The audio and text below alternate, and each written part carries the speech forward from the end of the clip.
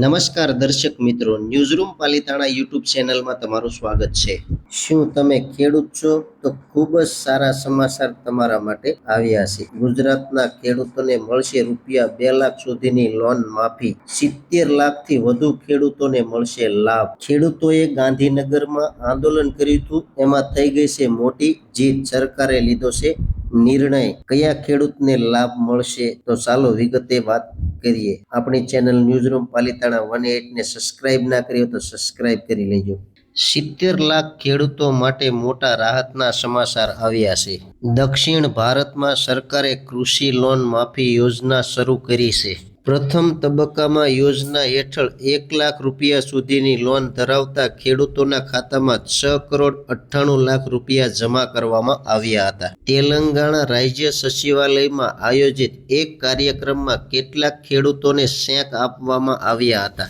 Video conference દ્વારા કેટલાક ખેડૂતો સાથે વાત પણ કરવામાં આવી હતી। ગુજરાત રાજ્યના મુખ્યમંત્રી ભૂપેન્દ્રભાઈ પટેલના જણાવ્યા અનુસાર 11 લાખ ખેડૂતોને લાભ આપવા માટે બેંકને 6,98 રૂપિયા જમા કરવામાં આવ્યા છે। કૃષિ લોન માફી યોજના 3 તબક્કામાં પૂર્ણ કરવામાં આવશે। તેમણે કહ્યું કે બીજા તબક્કામાં 1.5 લાખ રૂપિયા સુધીની પાક લોન એપ્રિલના અંત સુધીમાં માફ કરવામાં આવશે, જ્યારે ત્રીજા તબક્કામાં 2 લાખ રૂપિયા સુધીની લોન મે મહિનાના એન્ડમાં માફ કરવામાં આવશે। કાર્યક્રમને સંબોધતા મુખ્યમંત્રી ભૂપેન્દ્રભાઈ પટેલે કહ્યું કે 31,000 કરોડ રૂપિયાની લોન માફી યોજના 3 તબક્કામાં લાગુ કરવામાં આવશે અને તે માર્ચના એન્ડ સુધીમાં પૂર્ણ થઈ જશે। તેલંગાણામાં કૃષિ લોન માફી યોજના લાગુ કરી સાથે મુખ્યમંત્રીએ આક્ષેપ કર્યો હતો કે અગાઉની ભારત રાષ્ટ્ર સમિતિ સરકારે 2 ટર્મ સત્તામાં હોવા છતાં કૃષિ લોન માફીના તેને વચનો યોગ્ય રીતે અમલ કર્યો નથી।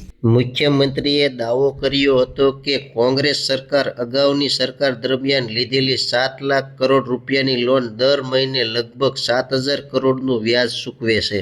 રેડ્ડીએ જણાવ્યું હતું કે કોંગ્રેસ સરકાર 2022માં તેલંગાણામાં એક જાહેર રેલીમાં અને બાદમાં 2023ના રાજ્યમાં યોજાયેલી રેલીમાં કોંગ્રેસ સંસદીય દળના અધ્યક્ષ સોનિયા ગાંધી દ્વારા વિપક્ષના વર્તમાન લોકસભાના નેતા રાહુલ ગાંધી દ્વારા વચન મુજબ લોન માફ કરી હતી। રાજ્ય સરકારે સ્પષ્ટતા કરી છે કે રેશન કાર્ડનો ઉપયોગ પરિવારની ઓળખ માટે જ થાય છે। રાજ્યમાં કુલ રેશન કાર્ડની સંખ્યા 90 લાખ છે અને બેંક લોન ધરાવતા ખેડૂતોના ખાતાની સંખ્યા માત્ર 70 લાખ છે।